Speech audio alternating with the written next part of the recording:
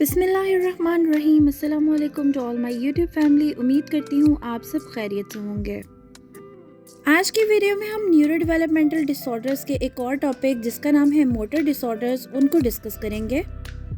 Motor disorders की category में सबसे पहला डिसऑर्डर आता है डेवलपमेंटल कोऑर्डिनेशन डिसऑर्डर, जिसको हम डिस्प्रैक्सिया भी कहते हैं।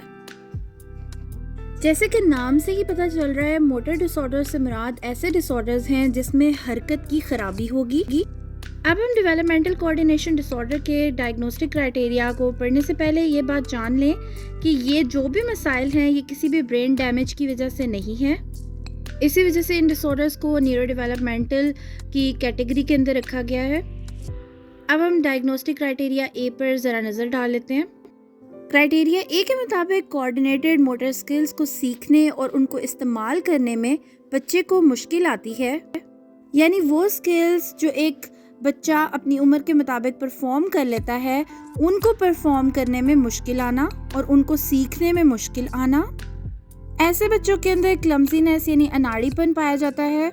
मिसाल के तौर पर अगर ऐसे बच्चे कोई चीज़ पकड़ेंगे तो वो उनसे पकड़ी नहीं जाएगी, वो गिर जाएगी, या ये अपना बैलेंस मेंटेन नहीं रख पाएंगे जिसकी वजह से इनकी जगह जगह टक्कर बजेगी, या अगर कोई मोटर एक्टिविटी परफॉर्म कर रहे होंगे तो उसमें इनएक्यूरेसी देखने में नज़र आएगी, या फिर बहुत स्लो काम कर रहे होंगे। मिसाल के तौर पर अगर कोई चीज़ फेंकी गई है उनकी तरफ जिसको उन्होंने कैच करना है, जैसे कि बॉल फेंकी गई है, तो वो प्रॉपर तरीके से उसको कैच नहीं कर पाएंगे और बॉल नीचे गिर जाएगी। मोटर स्किल्स कमज़ोर होने की वजह से कैंची का इस्तेमाल या छुरी वगैरह का इस्तेमाल करते हुए उनको बहुत मुश्किल का सामना होगा। इसी तरह उनकी हैंड राइटिंग जो होगी वो अच्छी नहीं होगी। कोऑर्डिनेटेड मोटर स्किल्स की दुश्वारी की वजह से उनको बाइक राइड करना या कार चलाने में मुश्किल होगी। इसके साथ साथ स्पोर्ट्स में परफॉर्म करने में उनको मुश्किल होगी, या तो वो स्पोर्ट्स के स्किल्स सीख नहीं पाएंगे, और अगर वो सीख लेंगे तो उनको परफॉर्म नहीं ठीक तरह से कर पाएंगे।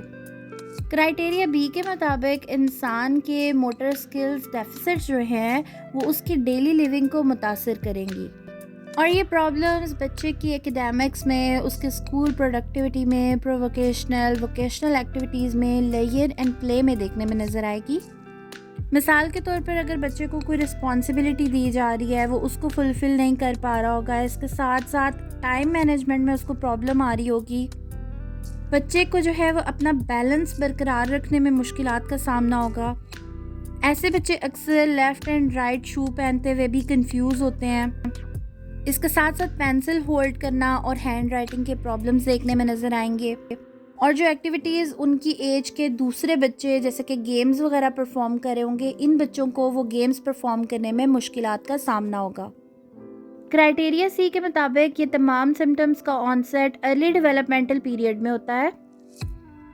क्राइटेरिया डी के मुताबिक ये जो मोटर डेफिसिट्स हैं ये किसी और वजह से नहीं होंगे, जैसे कि किसी और न्यूरो डेवलपमेंटल डिसऑर्डर जैसे कि इंटेलेक्चुअल डिसेबिलिटी या कोई न्यूरोलॉजिकल कंडीशन जैसे कि सेरेब्रल पाल्सी या विजुअल इम्पेयरमेंट वगैरह की वजह से नहीं होंगे।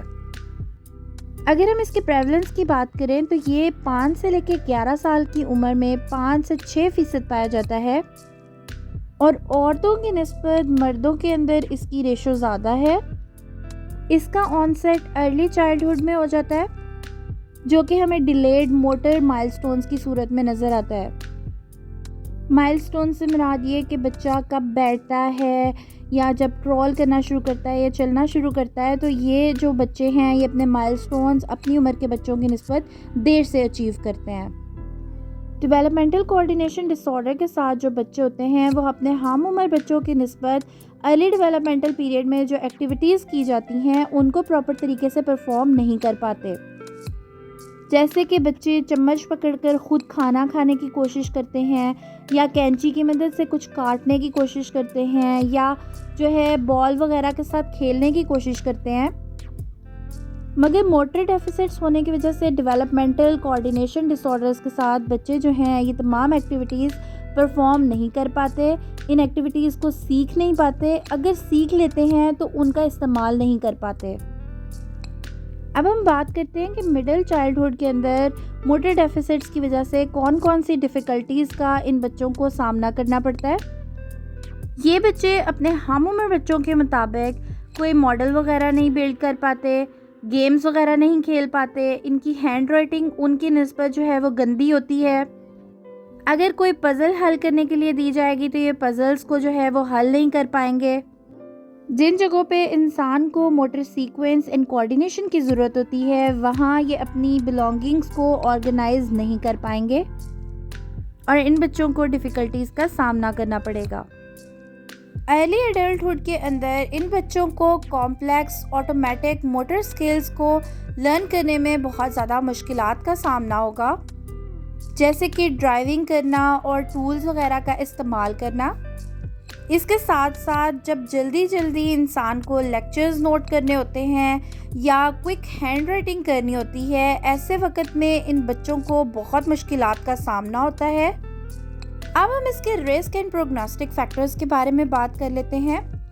सबसे पहले हम एनवायरमेंटल फैक्टर्स की बात कर लेते हैं।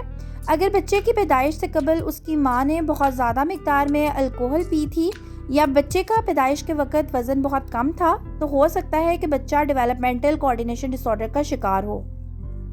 इसके साथ जेनेटिक एंड फिजियोलॉजिकल प्रॉब्लम्स की वजह से भी बच्चा जो है डेवलपमेंटल कोऑर्डिनेशन डिसऑर्डर का शिकार हो सकता है। अब हम बात कर लेते हैं डिफरेंशियल डायग्नोसिस की, यानी जब भी हमने डेवलपमेंटल कोऑर्डिनेशन डिसऑर्डर को डायग्नोज करना है, हमने उससे मिलते जुलते सिम्टम्स के दूसरे डिसऑर्डर्स के साथ इसको डिफरेंशिएट करना है। सबसे पहले तो हमें देखना है कि जो मोटर इम्पेयरमेंट है किसी और मेडिकल कंडीशन की वजह से तो नहीं है।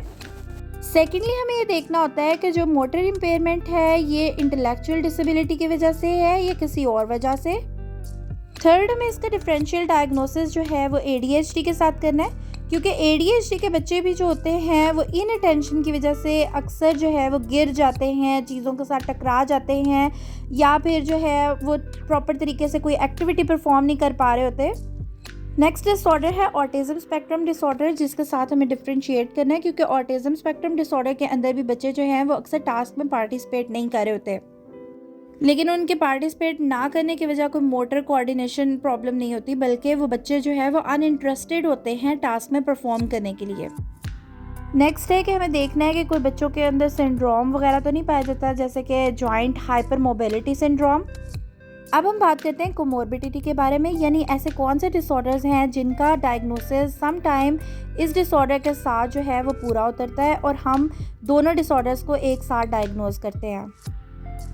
अक्सर डेवलपमेंटल कोऑर्डिनेशन डिसऑर्डर्स के साथ मंदरजा झैल कोमोर्बिडिटी के अंदर डिसऑर्डर्स देखने में नज़र आते हैं, जिसमें speech and language disorder, specific learning disorder, problem of inattention, autism spectrum disorder, disruptive and emotional behavioural problems and joint hypermobility syndrome वगैरह शामिल हैं। इसके साथ हमारी आज की वीडियो ख़त्म होती है। अगली वीडियो तक के लिए अल्लाह हाफिज़।